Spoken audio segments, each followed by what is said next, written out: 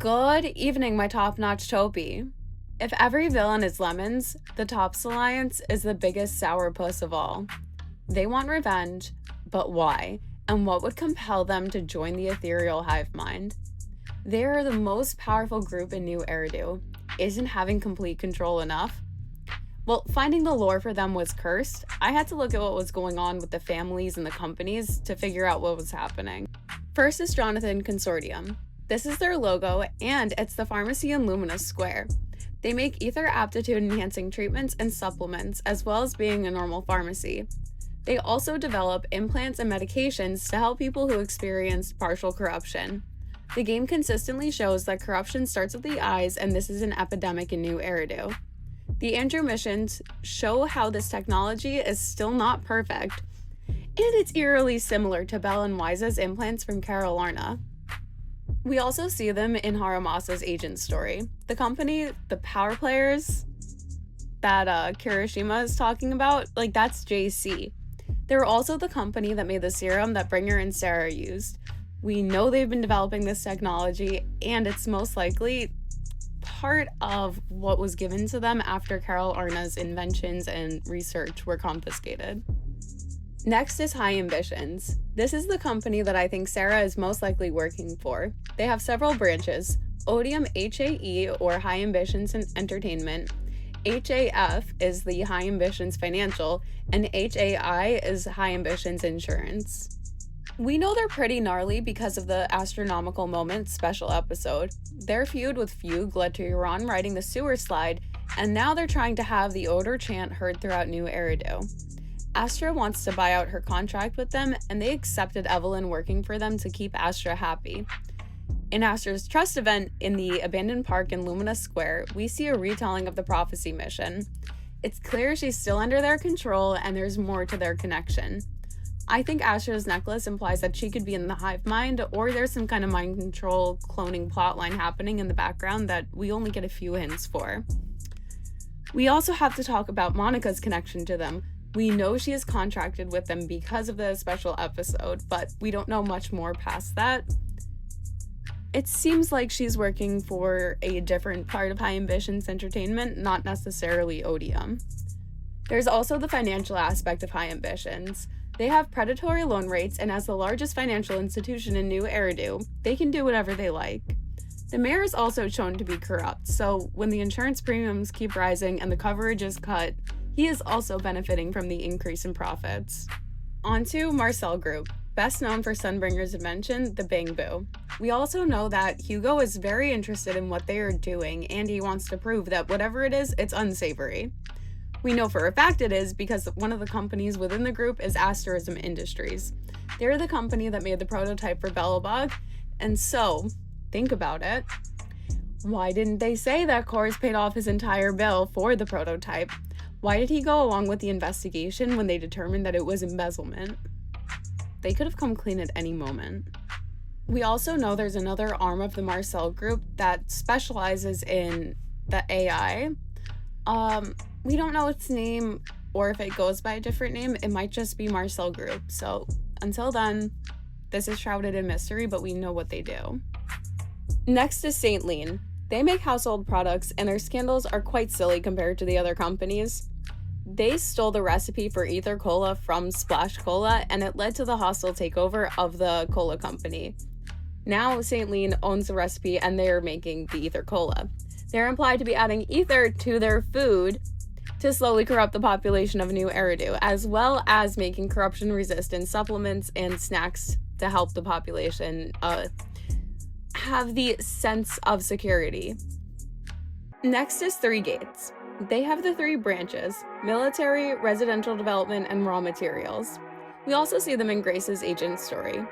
Kaleda says Belobog is surrounded by tops on all sides in her trust event outside 6th Street Coffee Cafe, and we know that one of the companies that works very closely with Belobog is Three Gates. They also have the military contracts for the mechs and the weapons. The housing side is pretty unhinged. In another one of Kaleda's trust events, we learned that Belobog recently poached an employee from the Tops Alliance, and in Anton's trust event, we learned that Whatever happened during the fall of the old capital and how Anton lost his bro is connected to the Exaltists and Tops. This news article says, Three Gates Corp is focusing on the future of housing. The research team used full virtual technology to provide a living experience of 300 square meters in a 1 square meter space. With the limited land in New Eridu and a projected population increase, this provides a viable solution to maintain the living standards of its citizens. This is a deranged plan. 1 square meter apartments with the power of VR? Alright, it's already 100 million Denny's. This lets us know that Three Gates is probably the company working with the HIA on the VR tech as well. Metis Intelligence is one of the most important companies within the TOPS Alliance. It has a school and a hold on the news cycle, producing both a broadcast and a newspaper. We also know they own the Internaut database. They own Internaut. So when the lore teaser was talking about uploading a package to the database, it was owned by Metis Intelligence. I previously talked about how I think Metis is the organization that Rain and Evelyn were a part of before. So please, for my full theory, check out that video. I'm just mentioning it here. The Ballet Group was formerly part of the TOPS Alliance before it fell apart. The Ballet Twin Towers were owned by the two brothers who owned real estate and several spots for hospitality for the New Eridu elites, with the Ballet Twin Towers functioning as the business hub, performance center, and it also had at least one restaurant and multiple bars. There's also the possible Rusty Cliff. We don't know much about them, but we do know they are lumped in with TOPS.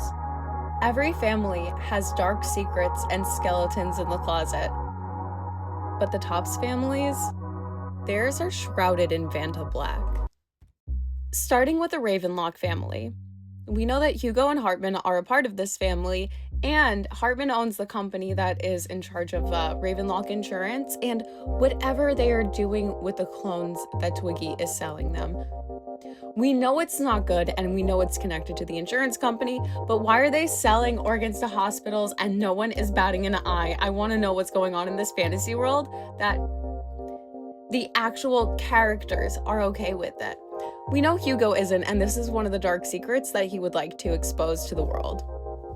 The next family is the Stellar family. They own the clothing company Stellar Trek, but we know the family behind the Stellar Mansion is the same as the family behind Stellar Trek. Okay, the mansion is in the Cretan Hollow, and we only have one mention of it in the entire game. I want to know more about this family, and I'm sure they're going to show up at a later point in the plot. We also know the De Montefiore family is within the TOPS Alliance because the goon that Lucy's father keeps sending has the TOPS goon uniform on. We also know that they're a very powerful family within New Eridu. We also know that TOPS is behind the rebels in New Eridu. I mean, if they're making the clothing, the weapons, and all of the gear for the people in the defense force, it's understandable that they wouldn't have to steal it or really have real rebels. They could just make them, like make more clothes, make more weapons, hire more people. Now for my theory, because that's what you're here for. I think TOPS stands for Truth, Opportunity, Prophecy, and Sacrifice. Diving a little bit deeper, in the lore teaser, when Professor Archie is said to go into Hollow Zero to seek out the truth, we now know that he could be speaking about a monster or a being that he would like to talk to, not necessarily an anomaly he would like to investigate. For opportunity, when Fairy says, await for the opportunity to arise, it is highlighted in yellow. But we also know that the opportunity is used with doublespeak multiple times throughout the story. Prophecy is important because the prophecy mission and Asher's Abandoned Park trust event, yes, but we also know Nicole is a fortune teller or a psychic. She's like a Nostradamus XP in the story. Anton talks about it in his trust event cutscene where she scams him, and we know she's superstitious and will incorporate rituals into every aspect of her life with the comments on her nails and all the nail colors she chooses. And lastly, sacrifice. We know that TOPS is involved with the sacrifice already, specifically the sacrifice samples. That's just in the main plot. We don't need to think about that too much because we know what's going on with it. We're told that the Mayflowers and the families in the TOPS Alliance have a prickly relationship. We know that's not the case though. When we see them working together on Pioneer Plaza, it's clear that the mayor takes the side of Asterism Industries and the Tops Alliance. I think they're inspired by the 26 families that came on the Mayflower to the Americas in history. We don't know how old Tops is, so I'm not going to use this as a point of reference, but we do know that the companies in the Tops Alliance and the families have been around for almost all of Eridu's time and all of New Eridu's time. I think the foreshadowing for this plotline can be seen in the movie descriptions for Next Gen Invasion and Don't Touch. There, I said it, I think they're aliens. I think the sacrifice cores and stuff, they're from somewhere that's not Earth, and they accessed it either through a holo or through a spaceship. Now, I have to talk about two very important people, Sarah and Carol Arna. I think Sarah, upon further inspection, is not working for any singular company within the Tops Alliance because she is a member of the Top family within the Alliance. I imagine that she is working directly for the head of the Top family as an informant and an overseer to make sure that all the other companies are falling into line and doing the plan accordingly. We also know that Carol Arna was deeply intertwined with Tops because all of her inventions have some kind of motif going back to Tops or the Exaltists baked into them.